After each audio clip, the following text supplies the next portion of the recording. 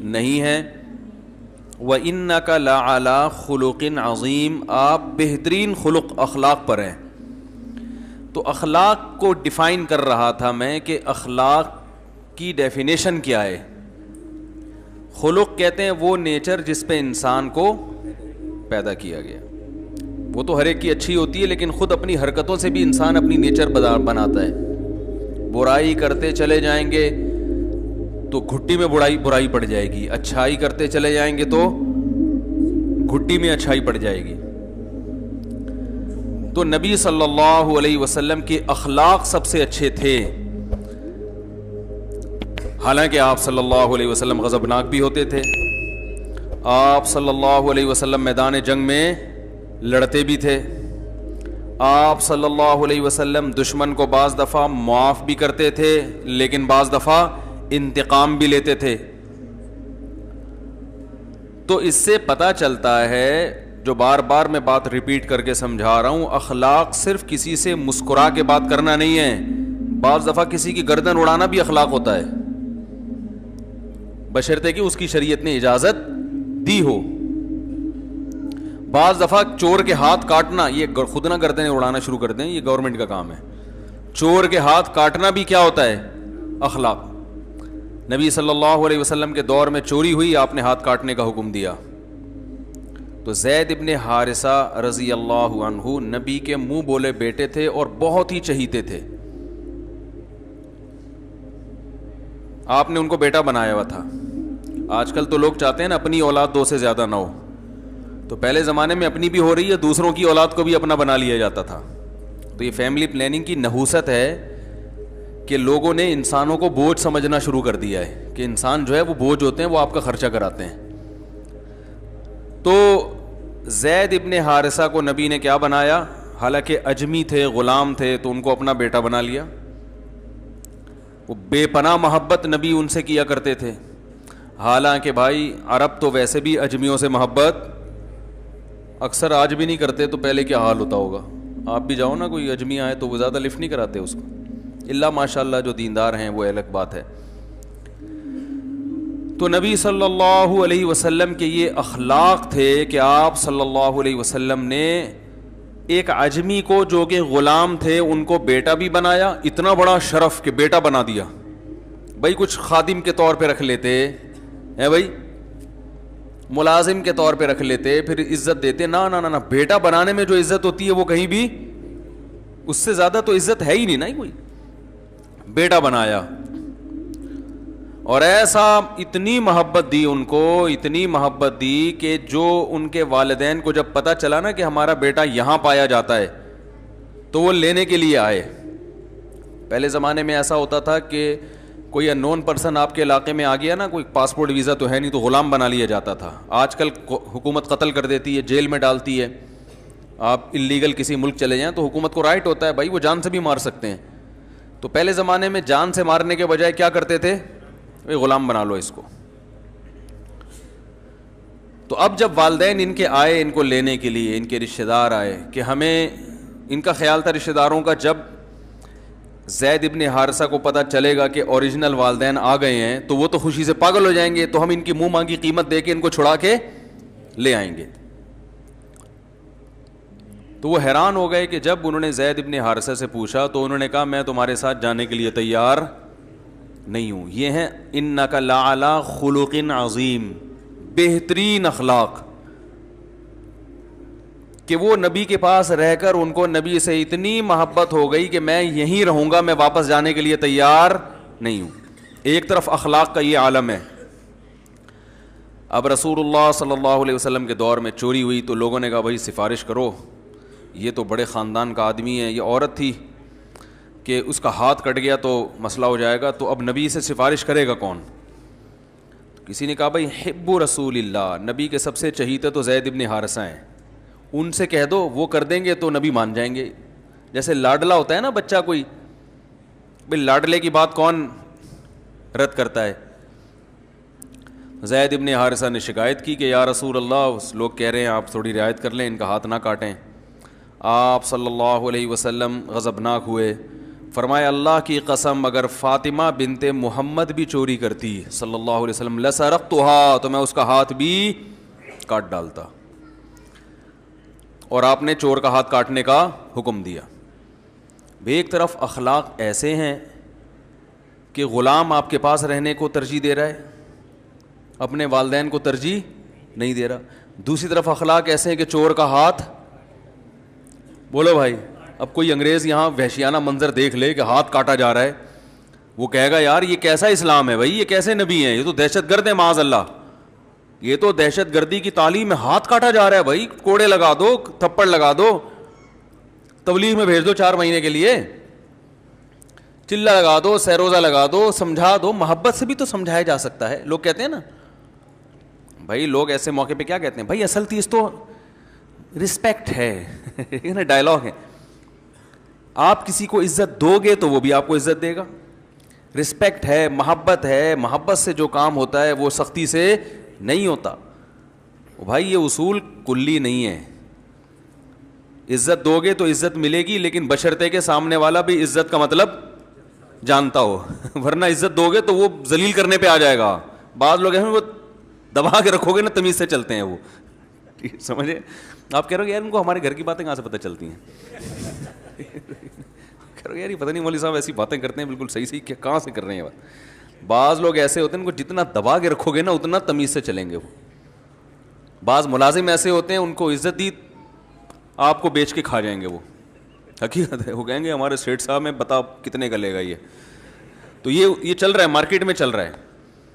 تو عزت دو عزت لو یقیناً صحیح ہے، لیکن یہ عزت بھی قابل عزت لوگوں کو کے لیے، یہ مقولہ بھی کس کے لیے ہے؟ جو قابل عزت ہوتے ہیں، جن کی گھٹی میں ذلت ہے، جو بائی نیچر برے ہوتے ہیں، ان کو عزت دینے سے عزت نہیں ملتی.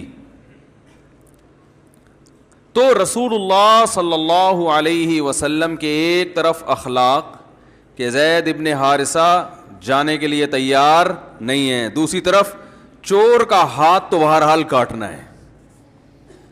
آپ کہہ سکتے ہیں بھائی یہ تو اس لیے کاٹ رہے تھے کہ اللہ کا حکم ہے، مجبور تھے، تو اللہ کے حکم کے سامنے تو کوئی کچھ نہیں کر سکتا.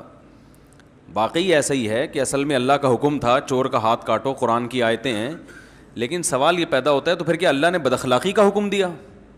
اللہ نے دہشت گردی کا حکم دیا کہ چور کا ہاتھ کاٹو؟ اللہ ظالم ہے؟ بھائی نبی کے اخلاق بہت اچھے، مگر نبی کی صفات اللہ سے آگے تو نہیں ہے نا، نبی کی رحمت اللہ سے زیادہ تو نہیں ہے نا بھائی. اللہ تو سب سے زیادہ رحیم ہے. تو یہ کیا بات ہے کہ اللہ کو ترس کیوں نہیں آ رہا چور پہ کہ اس کا ہاتھ مت کاٹو؟ میں یہ اتنی ڈیٹیل میں اس لیے جا رہا ہوں کہ ہمارے ہاں بیلنس نہیں ہے. اخلاقیات کی بات ہوتی ہے تو اخلاق اخلاق اخلاق اخلاق اتنا ہو کہ وہ، اور جو بد اخلاق ہیں وہ اس طرف لڑک جاتے ہیں. اسلام کی خوبی یہ ہے کہ اس نے ہر چیز میں بیلنس رکھا ہے. نہ اتنے میٹھے بنو کہ لوگ نگل جائیں، نہ اتنے کڑوے بنو کہ لوگ تھوکنا شروع کر دیں. بیلنس، تمیز سے چلو، تمیز سے، ہوشیاری کے ساتھ. صحیح ہے نا؟ تمیز سے چلو. جرائم کو ایک حد تک برداشت کیا جائے گا، اس کے بعد مجرم کی معافی نہیں ہے. کیونکہ مجرم کو معاف کر دینا در حقیقت عام لوگوں کے ساتھ زیادتی ہے. پھر دیکھو بدعتی کی تعظیم سے منع کیا گیا ہے. بدعتی کی وجہ اس کی یہ کہ ایک کافر اور فاسق کی آپ تعظیم کرتے ہو، لوگوں پہ برا اثر نہیں پڑتا، لوگوں کو پتہ ہے یہ تو کافر ہے، یہ ہدایت پہ تھوڑی ہے. بھائی لوگ اس کو تھوڑی اس سے متاثر ہوتے ہیں، سب کو پتہ ہے یہ کافر ہے، ہم اس کے دین کو فالو نہیں کرتے. بدعتی میں مسئلہ یہ ہوتا ہے کہ وہ لیبل اسلام کا لگاتا ہے، جب اس کو عزت ملے گی تو لوگ اس کو قابل عزت سمجھ کے اس کو فالو کرنا شروع کر دیتے ہیں، اس کو فالو کرنا شروع کر دیتے ہیں.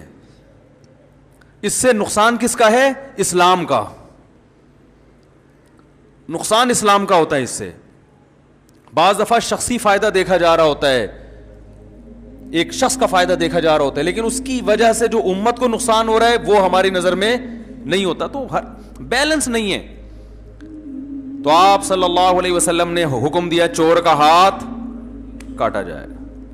کیسی سخت سزا ہے. گورے اس پہ کہتے ہیں یار کوڑے لگا دیتے، جیل میں ڈال دیتے، ہاتھ کاٹنا ہے ساری زندگی کے لیے معذور. 10,000 روپے چوری کیے, 50,000 روپے چوری کیے, تو ہاتھ کی قیمت تو 50,000 سے زیادہ ہے نا. کیا خیال ہے بھائی جان؟ تو ہاتھ کاٹنے کا کوئی تک بنتا ہے؟ اللہ نے کہا نہیں کاٹو. حالانکہ اللہ کہتا ہے جب بھی کوئی کام کرو تو شروع کس سے کرو؟ بسم اللہ الرحمن الرحیم. شروع اللہ کے نام سے جو بڑا مہربان نہایت رحم کرنے والا ہے.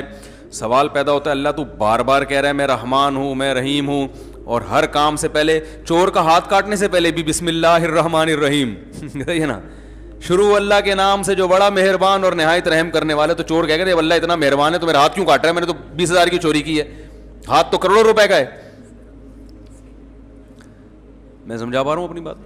سوال سمجھ میں آ رہا ہے کہ نہیں آ رہا؟ آج میرا یہ تیسرا بیان چل رہا ہے, ابھی صبح سے بولے جا رہا ہوں. پہلے جامع میں بیان تھا 1-1.5 گھنٹے کا, پھر وہاں سے نکلے تو پھر ایک مسجد میں بیان تھا, وہ بھی 1.5-1.25-2 گھنٹے کا ہو گیا. تو بول کے پھر مغرب کے بعد ہی بول ہی رہا ہوں, ملاقاتوں کے لیے لوگ آئے. پھر عصر کے بعد ایک صاحب آئے بغیر اطلاع کے, ان کو ڈانٹنے میں کافی توانائی خرچ ہوئی ہے میری, بغیر اطلاع کے آ گئے دروازہ بجانے. اللہ تعالیٰ ان کو جزائے خیر دے, بہرحال بڑے نیک آدمی تھے, لیکن مجھے غصہ آ گیا. میں نے کہا کیا مذاق ہے یار, میں انسان نہیں ہوں, میں گدھا ہوں کیا؟ ایسے میں نے ان سے بات کرنا شروع کر دی کہ یار میں انسان نہیں ہوں, آپ بلا وجہ گھر میں. تو وہ بیچارے داڑھی والے, پھر میں نے ایکسکیوز کیا, ان سے سوری کیا. اب اخلاق کا تقاضا تو یہ تھا کہ میں کہتا آپ بھی تشریف لے آئے ہیں بھائی. مجھے بڑی خوشی ہوئی کہ گھر میں تو میں ٹائم ہی نہیں دے پا رہا, اور نبی صلی اللہ علیہ وسلم کے پاس تو جو بھی آتا تھا آپ بیٹھ جایا کرتے تھے. تو کوئی بات نہیں, اگر میں مسجد میں آپ کو نہیں ملا تو گھر میں آ کے دروازہ بجا کے مجھے آپ نے کمبل سے باہر نکالا. میں بہرحال کیونکہ رسول اللہ صلی اللہ علیہ وسلم نے فرمایا کہ مسکرا کے بات کرنا صدقہ ہے, تو میں بھی آپ سے مسکرا کے بات کروں گا, دفع ہو جائیے یہاں سے. یہی ہوگا نا بھائی. اب اخلاق کا تقاضا ہے تھوڑا سختی کرو. عوام کنٹرول میں نہیں آ رہی ہے تو سختی کے بغیر کنٹرول میں. بھائی ایک اصول بنا دیا کہ ٹائم لینے کا یہ طریقہ ہے, ملاقات کا یہ طریقہ ہے, یہ ٹائم ہے. میں نے ان کو اپنی ڈائری دکھائی, میں نے کہا اس میں آپ کہیں بھی نہیں ہو, اگر اس میں کہیں ہوتے پھر میں ٹائم نہ دیتا تو میری غلطی ہے. تو کہنے لگا میں تو اور ڈال دیں. میں نے کہا پھر ہاں یہ کہیں کہ اس میں ہمیں بھی, تو پھر میں نے ان کو کوئی ٹائم دے دیا. تو اب ہوتا یہ ہے کہ جس آدمی کا دنیا میں ملاقاتوں کے علاوہ کوئی بھی کام ہی نہ ہو, اس کے لیے تو یہ ٹھیک ہے, وہ جتنی ملاقاتیں کرے گا اتنا ثواب اس کو زیادہ ملے گا. بعض لوگ ہم پہ کہتے ہیں تبلیغ والے تو ہر ایک سے ملتے ہیں, آپ کیوں نہیں ملتے؟ او بھائی ان کا تو کام ہی یہی ہے ملیں, وہ تو جتنے زیادہ لوگوں سے ملیں گے اتنا فائدہ ہے ان کو. ان کا تو کام کیا کہ اپنی بات زیادہ سے زیادہ لوگوں تک پہنچانا. یہ تبلیغ کا ایک طریقہ ہے, ایک شعبہ ہے جو انہوں نے اختیار کیا. لیکن صرف یہی تو نہیں ہے نا, دین کی تبلیغ کے اور بھی تو بہت سارے طریقے ہیں. مسائل پہ تحقیق کرنا, حلال و حرام, یہ ریسرچ کرنا, یہ کس کا کام ہے؟ یہ تو علماء کا کام ہے. کتاب پڑھنے کا ٹائم ہی نہیں ملتا. اسی طرح بغیر کتاب جب انسان کچھ پڑھتا نہیں ہے نا, تو آہستہ آہستہ اس کا علم کا لیول نیچے آنا شروع ہو جاتا ہے. عوام کے پاس بیٹھنے سے کبھی علم میں اضافہ نہیں ہوتا. جو لوگ سارا دن عوام سے ملاقاتیں کرتے ہیں تو ان کا علم کا لیول نیچے آتا ہے. علم آتا ہے علماء کے پاس بیٹھنے سے, عوام میں تو اس علم کو ڈیلیور کرنا ہے. تبھی جو علماء تدریس نہیں کرتے, کوئی کتاب نہیں پڑھاتے, وہ صرف عوام میں تقریریں کرتے ہیں, وہ کچھ دنوں میں بالکل ڈاؤن جانا شروع ہو جاتا ہے. ان کا جو معلومات کا لیول ہے نا, وہ بالکل سطحی باتیں پہ آ جاتے ہیں وہ. تو بھائی اگر ہمیں کچھ پڑھنے کا بھی ٹائم دے دو, کچھ ریسرچ کا بھی ٹائم دے دو. پھر ہمارے گھر بھی ہیں ماشاءاللہ, بچے بھی ہیں, ان کا بھی ٹائم دے دو یار, کو تھوڑا سا تمیز سے ان کے ساتھ بھی کبھی بیٹھ جایا کریں. کھانے کا ٹائم دے دو, سونے کا ٹائم دے دو. ٹھیک. تو اب یہاں پر لوگ کہتے ہیں یار یہ کیسے غصے سے بات کرنے مل نہیں رہے. بھائی یہاں اخلاق کا تقاضا یہ ہے کہ آپ نے اپنے, یہ میں دیکھیں اپنی بات نہیں کر رہا, آپ کو بھی ایک اصول بیان کر رہا ہوں میں, یہ ہر ایک کے لیے اصول ہے کہ صبح سے شام زندگی گزارنے کے لیے آپ کے پاس کرنے کے بہت سارے کام ہوتے ہیں. سارے کام نہیں کیے جا سکتے, ترجیح دینی پڑتی ہے کون سا امپورٹنٹ ہے اور کون سا امپورٹنٹ نہیں ہے. پھر امپورٹنٹ میں کون سا موسٹ امپورٹنٹ اور کون سا کم درجے کا امپورٹنٹ ہے. نہیں یاری بات. ٹائم مینجمنٹ میں جو پڑھایا جاتا ہے نا کہ 4 قسم کے کام ہوتے ہیں. ایک وہ جو اہم بھی ہے, ارجنٹ بھی ہے. دوسرا وہ جو اہم ہے ارجنٹ نہیں ہے, تیسرا وہ جو ارجنٹ ہے اہم نہیں ہے, چوتھا وہ جو نہ ارجنٹ ہے نہ اہم ہے. بھائی بات آ رہی ہے سمجھ میں؟ بھائی چار قسم کے, جب دن بھر جتنے کام کرتے ہیں وہ چار حصوں میں ہی ڈیوائڈ ہوتے ہیں, اہم اور ارجنٹ. اہم کا مطلب, اب اہم کی ڈیفینیشن بڑی مشکل ہے. اہم کام کون سا ہوتا ہے, یہ بڑی اہم. دیکھو آپ کسی سے پوچھو نا اہم کام کسی کہتے ہیں, بہت اہم بات ہے, آپ اس کو سمجھ میں آ جائے تو زندگی بن جائے گی انشاءاللہ. اہم کام کی ڈیفینیشن کیا ہے, آپ کسی سے پوچھیں اہم کسے کہتے ہیں, اس کو نہیں پتا ہوگا, وہ کہے گا جو بہت اہم ہو. وہ کیا کہے گا, جو ویری امپورٹنٹ. اور بھائی تو انگلش میں اہم کو امپورٹنٹ کہتے ہیں, اردو میں اہم کہتے ہیں, عربی میں اہم کہتے ہیں. تو یہ تو نیا ہوا ہے نا, ڈیفینیشن کیا کہہ رہے جو میرے لیے بہت اہم ہو. او بھائی کیا ہے تیرے لیے, کیا اہم ہے؟ کہہ رہے ہیں بھائی مختلف وقتوں میں کبھی کھانا اہم ہے, کبھی واش روم میں جانا اہم ہے. تو یاد رکھو اہم کی ڈیفینیشن یہ ہے کہ آپ کا کوئی ویژن ہوتا ہے نا, جو چیز آپ کو آپ کے ویژن کی طرف لے جانے والی ہے, ہر وہ کام جو آپ کو آپ کے ویژن کی طرف لے جانے والا ہے وہ اہم ہے, اور جو کام آپ کو آپ کے ویژن سے دور کر رہا ہے وہ غیر اہم ہے. آپ کا ویژن ہے لاہور پہنچنا, کراچی سے آپ ٹرین میں بیٹھے یا گاڑی میں بیٹھے کہاں جا رہے ہیں, ویژن کیا ہے, منزل کیا ہے, لاہور. تو پھر آپ کے لیے لاہور کا ٹکٹ کرانا ٹرین کا یا جہاز کا یا بس کا یہ اہم ہے. سمجھ میں آ رہی ہے بات؟ اور ایک آدمی جس نے جانا کوئٹہ ہے, اس کے لیے لاہور کا ٹکٹ کرانا یا آپ کے ٹکٹ میں دلچسپی لینا کہ کہاں کا, تو کہاں جا رہا ہے یا اس میں دلچسپی لینا تو نے کہاں کا ٹکٹ کرایا, کتنے کا کرایا, یہ کیا ہے, ٹائم ویسٹنگ ہے نا, غیر اہم ہے. او بھائی تو نے جدھر جانا ہے تو ادھر کی فکر کرنا. کیا خیال ہے؟ تو ہر آدمی کا ایک ویژن ہوتا ہے, ایک ہدف ہوتا ہے, میں نے یہاں پہنچنا ہے. تو ہر وہ چیز جو اس کو ہدف تک پہنچانے والی ہوگی وہ کیا کہلائے گی, اہم کہلائے گی. جو اس کے ہدف سے روکنے والی ہوگی وہ غیر اہم, یا یہ ہدف تک نہ پہنچائے, روکنے والی بھی نہ ہو, وہ سب غیر اہم ہے. اور ارجنٹ کا مطلب یہ ہوتا ہے کہ بھائی ابھی نہیں ہوا تو بعد میں نہیں ہوگا, ابھی نہیں ہوا تو بعد میں, یہ میں دیسی سٹائل میں سمجھا رہا ہوں, ابھی نہیں ہوا تو بعد میں نہیں ہو سکتا. ہم یہ کہتے ہیں کہ جو کام ابھی نہیں ہوا بعد میں نہیں ہو سکتا, لہذا کر لو ابھی. تو بھائی اگر بعد میں نہیں ہوا تو کیا ہو جائے گا, یہ دیکھو کہ اہم بھی ہے یا نہیں ہے. سمجھ آ رہی ہے بات؟ بھائی جو کام ابھی نہیں ہوا, جیسے گٹکے کی دکان بند ہو جائے گی, ابھی نہیں ملا تو بند ہونے دو. یہ آپ کے لیے ارجنٹ تو ہے لیکن امپورٹنٹ, بولو لا بھائی, نہیں ہے. تو ہم ارجنسی کو دیکھ رہے ہوتے ہیں کہ یار ابھی نہیں ہوا تو بعد میں نہیں ہوگا تو بس کر لو. بھائی ابھی نہیں ہوا تو بعد میں نہیں ہوگا یہ نہ دیکھو, یہ دیکھو یہ کرنے کا کام ہے بھی کہ نہیں, امپورٹنٹ بھی ہے یا نہیں ہے. پھر امپورٹنٹ میں یہ دیکھو کہ جو ارجنٹ ہے ان کو پہلے نمٹاؤ, جو ارجنٹ نہیں ہے ان کو بعد میں نمٹا دو, اور جو ارجنٹ بھی نہیں ہے امپورٹنٹ بھی نہیں ہے ان کو ایک طرف رکھو. تو اب اس اصول پر پھر جو امپورٹنٹ ہے اس میں موسٹ امپورٹنٹ کون سا ہے, تو دیکھو ہمارا بھی ایک ہدف ہے, ایک ویژن ہے, ایک ہدف ہم نے بنایا ہے, بھائی یہ بھی پڑھنا ہے, یہ پڑھانا ہے, یہ اسٹوڈیو کے لیے یہ مسائل ریکارڈ کروانے. اختلافی مسائل میں نے کہا تھا ریکارڈ کرواؤں گا, ان کے مجھے ٹائم ہی نہیں مل رہا. بہت سارے اختلافی مسائل ہیں جن میں بڑا امت میں فرقواریت پھیلائی گئی ہے. میں نے کہا ایک ایک حدیث کو سامنے رکھ کر پورا حوالہ, کتاب لے کے بیٹھو, دروازہ بجا رہا ہے کوئی, جی وہ مسئلہ یہ ہے کہ جی وہ میں آپ سے بہت ضروری کام سے ملنے آیا ہوں. بھائی جان میں نہیں مل سکتا, نہیں آپ نے تو ملنا ہے. بھائی دیکھیں اب مسئلہ یہ ہوتا ہے, دوسرے علماء جتنے ہیں ان کا تو لوگوں کو پتہ ہی نہیں ہوتا وہ ہیں کہاں. میں تو رہتا ہوں بھائی یہاں پہ, تو سب کو پتہ ہے یہ ان کا گھر ہے, یہ والا ہے, پتہ نہیں, یہ تھوڑے سے کنفیوز ہوتے ہیں کہ یہ والا ہے کہ وہ والا ہے. تو وہ کنفیوژن 2-3 دن کی تحقیق میں دور ہو جاتی ہے نا ان کی, تو پھر وہ دروازہ بجا کے وہ پھر پکڑائی میں آ جاتے ہیں ہم لوگ. تو اب اصول یہ ہے کہ دیکھو اپنا بھی یہ اصول بنائیں. دیکھو میں نے ابھی سعید انور کو فون کیا ایک شادی میں دعوت کے لیے, پرسوں کی بات ہے, ہمارے ایک دوست ہیں ان کے بیٹے کا ولیمہ ہے. تو میں نے سعید انور کو فون کیا, میں نے کہا وہ سفارش کر رہے ہیں میرے ذریعے سے آپ ان کی دعوت میں آ جائیں. انہوں نے کہا میں 9 بجے کے بعد سو جاتا ہوں, زمین آسمان ادھر سو جائے میں نہیں جاتا, اللہ یہ کہ کوئی قریبی رشتہ دار ہو جس کی رشتہ داری ٹوٹنے کا خطرہ ہو. تو مجھے غصہ آنا چاہیے تھا, کیا خیال ہے مجھے آنا چاہیے, یار میں مفتی طارق مسعود آپ کو بول رہا ہوں آپ ولیمے میں آؤ یار, اور آپ بول رہے ہو میں سو جاتا ہوں. میں نے نا ایسے ویلڈن 3-4 انگوٹھے بھیج دیے, میں نے کہا یہ ہٹو بچوں آدمی ہے, زندہ باد ایسا ہی ہونا چاہیے انسان کو, ورنہ دنیا میں کسی کام کا جو بھی جہاں اٹھا کے جا رہا ہے, 3 بجے لے جا رہا ہے پراٹھے کھلانے کے لیے, 3 بجے نکل لیے, اس کے ساتھ 4 بجے لے جا رہا ہے کہ جی دوستی یاری میں تو چاروں دوستوں کو خوش کرتے رہو, ایک دھماکے کے ساتھ پھٹ کے ہلاک ہو جاؤ کچھ دنوں کے بعد. یہی ہوگا نا. اب جو 12 بجے ولیمہ کھائے گا, اور کھا بھی کیا رہا ہے, نان قورمے کے ساتھ, گھی پورا جمنے والا